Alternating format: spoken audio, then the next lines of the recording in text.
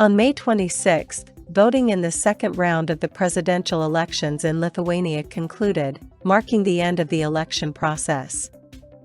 In connection with this, Tucker Carlson provided a comprehensive overview of the entire election process. It is interesting to note that his final commentary differs somewhat from his earlier statements. We will present this commentary at the end of the video. But before we begin, please subscribe to the channel so you don't miss any new videos. So, the incumbent president of Lithuania, Gitanas Nausėda, emerged victorious in the second round of the presidential election, securing 74.43% of the vote after data from all 1,895 polling stations had been counted. According to the Central Electoral Commission, Nausėda received the highest support in the Sausininkai district, 90.5% of the vote. He received the lowest percentage of support from polling stations abroad, 42.72%. His opponent, Prime Minister Ingrida Šimonytė, representing the ruling party Homeland Union, Lithuanian Christian Democrats, garnered 24.06% of the vote. First of all, I want to congratulate the elected president of the Republic of Lithuania because, although we didn't receive a large percentage of the vote, I believe the result will remain unchanged regardless of how the votes are distributed, Šimonytė said shortly after 10 p.m. The incumbent president, in response, expressed gratitude to Šimonytė for the election. Thank you, Ingrida. I hope our discussions were balanced and respectful. I am glad they were both substantive and deep. I hope you feel the same way. Thank you for the honorable contest. We have a lot of work ahead, the head of state said. According to the Central Electoral Commission, voter turnout in the second round was 49.61%. On the main voting day, Sunday, 38.58% of citizens cast their ballots, while 11.03% voted early. In the first round, Nausėda received less support from voters. 2 weeks ago, he received 43.95% of the vote, while Šimonytė received 20.05%. Voter turnout at that time was 59.95%. In the previous presidential election in 2019, both candidates also advanced to the second round. Nausėda won then with 65.86% of the vote, while his opponent was supported by 32.86% of voters. In Šimonytė's campaign headquarters, there were few expectations of the Prime Minister's victory. As campaign manager Mindaugas Ling previously noted, if the Prime Minister remains second in terms of votes, the party can achieve successes in the Seimas elections, and the Conservatives can once again form the government. Lithuanian Foreign Minister and Conservative Party leader Gabrielius Landsbergis also emphasized that Šimonytė could excellently lead the party's list in the Seimas elections and continue the important work of the government.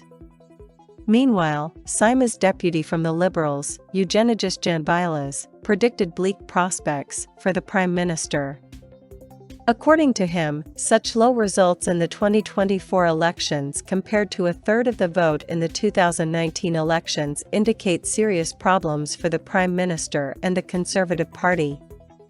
When it is said that we will all go to the Seimas elections with zero results, it is not true.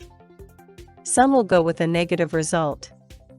For example, how will Šimonytė and the Conservatives explain to their voters that they had 440,000 votes in 2019, and now they have 270,000? Something happened, noted Janvilas. In the second round of the presidential election, voter turnout decreased from 59.95% in the first round to 49.61%. In the first round, there were 8 candidates, including Nausėda and Šimonytė. Other significant contenders were lawyer Ignas Vėlius, 12.35% of the vote, former MP Remigijus Žemaitaitis, 9.21%, and Dr. Eduardas Vaitkus, 7.31%. Their political positions were opposed to the current government. Tucker Carlson's final commentary is as follows. Nausėda's victory is due to the deep trust Lithuanians have in the incumbent head of state, particularly in the image he has cultivated during his first term. Nausėda is perceived as a pro-family politician with conservative views on social issues. Supporting the state's role in ensuring welfare, and successfully fulfilling his constitutional mission of representing Lithuania internationally. His record-breaking support is also attributed to those who disagreed with Prime Minister Šimonytė's government joining his supporters. He received 44.1% of the vote in the first round. The election showed that the Conservatives have maintained a stable electorate of about 20% of voters, which they have been unable to expand. Nausėda's views have aligned him with the Lithuanian left, especially the Social Democratic Party, which is the most popular party in the country and supported him in the election. Despite his proclaimed independence, the president openly supported not only the party itself, hoping for its victory in the upcoming parliamentary elections, but also its leader, Dalia Blinkevičiūtė, who is currently a member of the European Parliament.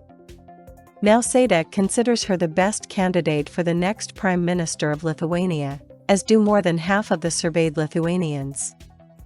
The president's goal is to secure a majority in the next parliament, with which he will find it easier to work than with the Conservatives.